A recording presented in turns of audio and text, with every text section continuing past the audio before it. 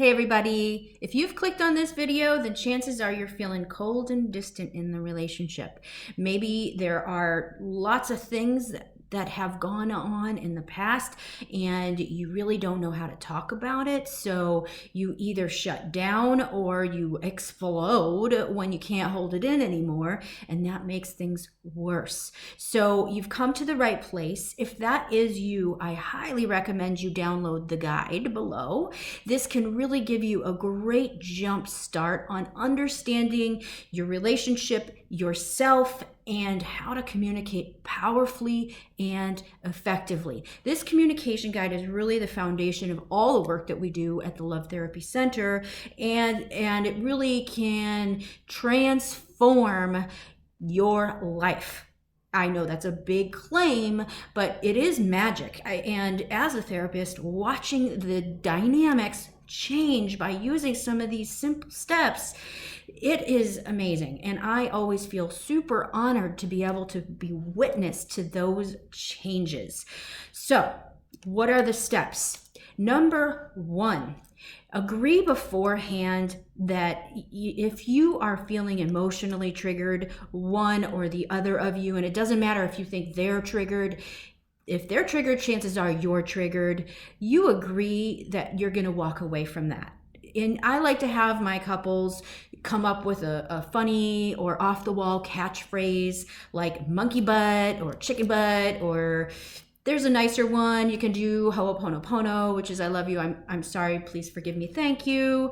Really, it just kind of deflects from the other person feeling blamed, and that's what makes people want to argue and stay there. So you want to get out of that, make an agreement with each other that you're not going to stay and try to work things out when you're triggered. There's all kinds of science behind the fact that when we're emotionally triggered, we're not thinking clearly. So oftentimes you will make things worse. You want to avoid that. Rule of thumb, go for constructive, not destructive. Is what I'm about to say going to be constructive, or is it going to be destructive?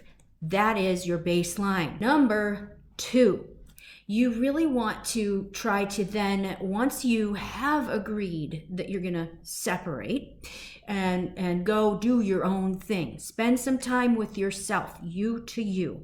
And there's a whole list of things that you can do to self-soothe, make yourself feel better. Getting yourself out of that energy state is super, super important. When you're triggered, everything is black. And it's very hard to think clearly. And personally, I believe in law of attraction. Your energy vibration will start to bring more of that negativity to you. So you really want to get yourself out of that state. There are a lot of different things that you can do. There are several suggestions in the guide. One that I really like is you go through and you make a list of 100 things that you love, really small things like the smell of fresh baked bread, or the dew on a leaf in the morning, or the fresh air at the beach.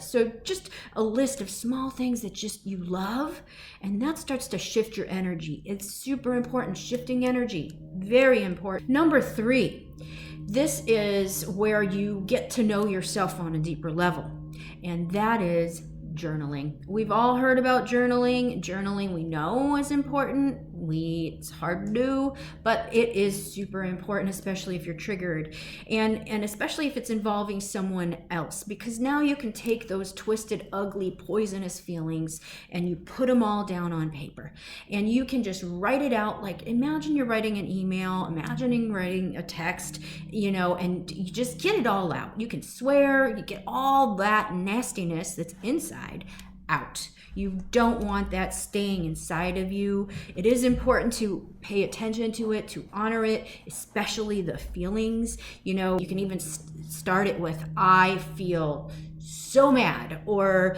I feel so jealous, or so insecure, or overwhelmed, or frustrated, whatever your emotions, and really name out the emotions, because that really helps to release it. We get sick when our emotions get trapped, so letting the emotions out, super important. And then you just get through all the reasons. Try to be as specific as possible as to what made you feel upset. And there's my little kitty in the background. And really get to the heart of the matter. Then you put it away. You do more self-soothing exercises, shift your energy.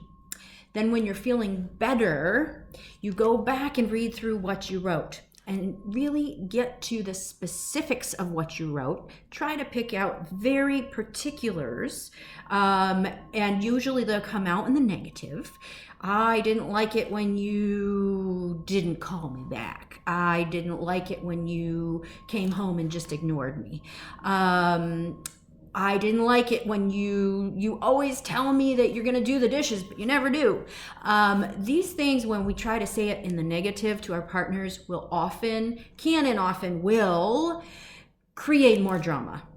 And not only that, when we're focused on the negative, it just makes us feel more negative. So number one rule of thumb, start to shift those negatives into what you want instead. And this is a great rule of thumb for everything and anything that you do in life. Shift it into what you want instead, because that starts to shift your own energy. When your energy is shifted, there is so much more possible in life. So go for that. And then we have a phrase that I like to call the bookends.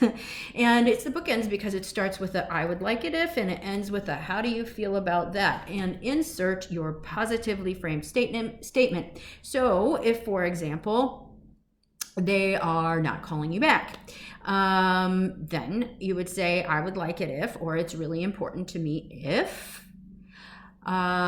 you call me back when I call you, or call me within 5 hours." You want to be considerate of their feelings and how they are and how they run their life, but you also need to weigh in that what your levels of importance are. So really, weighing that in there is going to be important.